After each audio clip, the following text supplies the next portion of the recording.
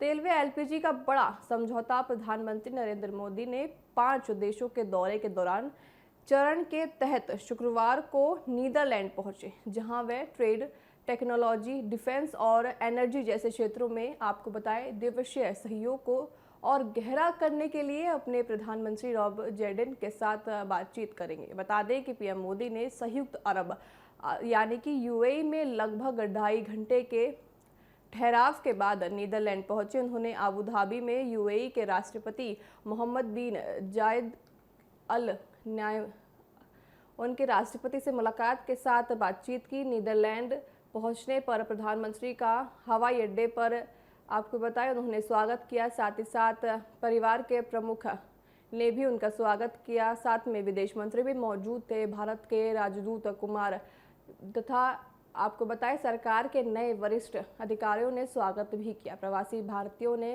इनका जोरदार स्वागत किया। साथ ही नीदरलैंड के हैग पहुंचने पर पीएम मोदी का भारतीय प्रवासियों ने भी जोरदार स्वागत किया। होटल में पहुंचे पीएम मोदी को बच्चों और महिलाओं के बीच देखा गया। पीएम मोदी के आगमन से उत्साहित प्रवासियों ने तिरंगे के साथ प्रधानमंत्री का अभिनंदन किया। साथ ही पीएम मोदी आध्यात्मिक और सांस्कृतिक परिस्थिति के साक्षी बने। आपको बताएं जिस तरह से आप तस्वीरों में भी साफ तौर से देख सकते हैं, ये प्रधानमंत्री के आगमन पर खुशी वहां जताई जा रही है। साथ ही साथ उनके आगमन पे भारत की जो लोक परंपरा है उनके आप इसको भरतनाट्यम या कथक के रूप में देख सकते हैं। कथक के जरिए उनका स्वागत किया जा रहा है और अपना झंडे को हाथ में लेकर किस तरह से बच्चे और महिलाएं उनके सामने खुश नजर आ रहे हैं। भारत यूरोपीय संघ मुक्त व्यापार समझौते ने व्यापार और निवेश संबंधों को काफ़ी गति प्रदान की है। उन्होंने कहा कि ये सेमीकंडक्टर, जल, समक्ष ऊर्जा और अन्य क्षेत्रों में संबंधों को गहरा करने का अवसर प्रदान करता है। पीएम मोदी ने कहा कि वे प्रधानमंत्री जेडन से बातचीत करेंगे और महामहिम राजा विलियम और रानी से मुलाकात करेंगे। पीएम मोदी ने यह भी कहा कि वे इस यात्रा के दौरान एक सामुदायिक कार्यक्रम को संबोधित करने के लिए उत्सुक है।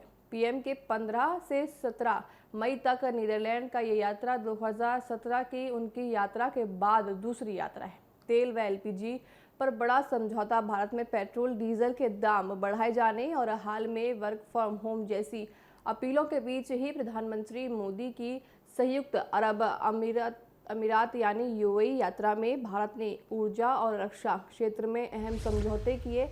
दुनिया में ईरान अमेरिका युद्ध के कारण ऊर्जा संकट चल रहा है। ऐसे में यूएई के साथ एलपीजी तेल भंडारण और रक्षा सहयोग पर अहम डील हुई।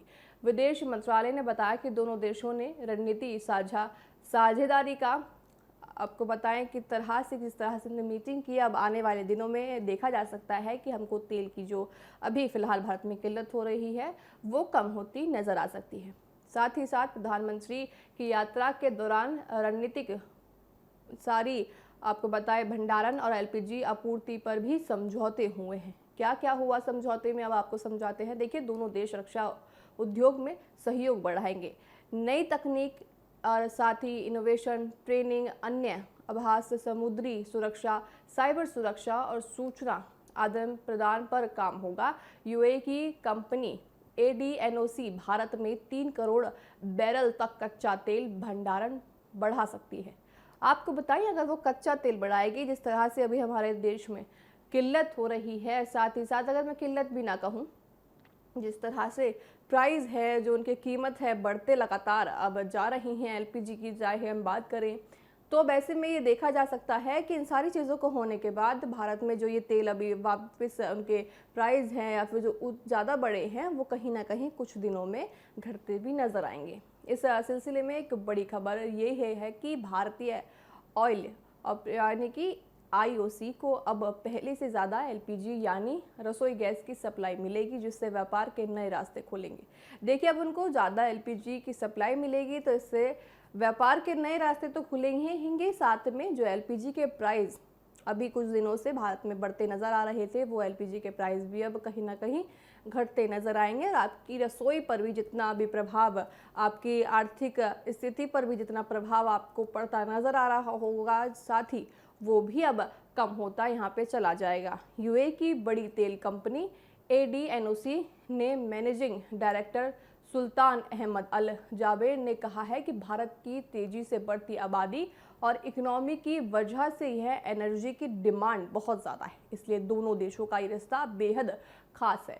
आपको बता दें कि यूएई भारत का तीसरा सबसे बड़ा व्यापारिक साझेदार है। दोनों देशों के बीच इसी साल जनवरी में $3 अरब का एलएनजी समझौता भी हुआ था और अब इस यात्रा के दौरान यूएई ने भारत में $5 अरब लगभग आपको बताएं 41,000 करोड़ रुपए के बड़े निवेश की घोषणा की है। इसमें आपको बताएं आरबीएल बैंक में 60% हिस्सेदारी खरीदना और आबू धाबी के आईएचसी कंपनी का $1 अरब का निवेश जैसे बड़े सौदे शामिल हैं। साफ है कि जिम्मेदारी से भारत के एनर्जी सेक्टर और बैंकिंग सेक्टर को एक नई रफ्तार मिलने वाली है। यात्रा का समय अगर हम आपको बताएं तो पीएम मोदी की ये यात्रा बहुत सही समय पर हुई है। कुछ दिन पहले ही प्रधानमंत्री ने देशवासियों से अपील की थी कि वर्क फ्रॉम होम कीजिए, ऑफिस जाने वाले पब्लिक ट्रांसपोर्ट या फिर आपको बताएं कार से आप कम जाए। जिस तरह से अपील प्रधानमंत्री ने की थी कि आप बस का, रिक्शा का या फिर आप कहें तो मेट्रो का ज़्यादा से ज़्यादा मदद लें, आप इनसे आप अपने ऑफिसों पर जाएं। अब ऐसे में देखिए प्रधानमंत्री की मुलाकात ये दर्शाती है कि भारत को वो किसी भी तरह की परेशानी में नहीं देखना चाहते और आने वाले दिनों में आपको जिस तरह की किल्लत का सामना डीजल पेट्रोल में हो रहा है अब वो नहीं होगा, ये अनुमान अब लगाए जा रही हैं। आपको बताएं कि विदेश यात्रा कम करें, ये अपील प्रधानमंत्री ने खुद की थी। अब ऐसे में अपील उन्होंने की है तो देखिए उन्होंने इसके निवारण भी निकालने शुरू कर दिए हैं। ऊर्जा बचाने के लिए भी की गई थी। उसी बात को आपको बताएं कि ठीक उसी समय यूएई के साथ तेल और एलपीजी की लंबी अवधि की सप्लाई पर समझौता हो जाना भारत के लिए राहत की बात है। पीएम मोदी की अपील के कुछ दिन बाद ही शुक्रवार को जब पीएम मोदी यूएई में डील करने वाले थे तब भारत में पेट्रोल और डीजल के दाम 3-3 रुपये प्रति लीटर बढ़ा दिए गए।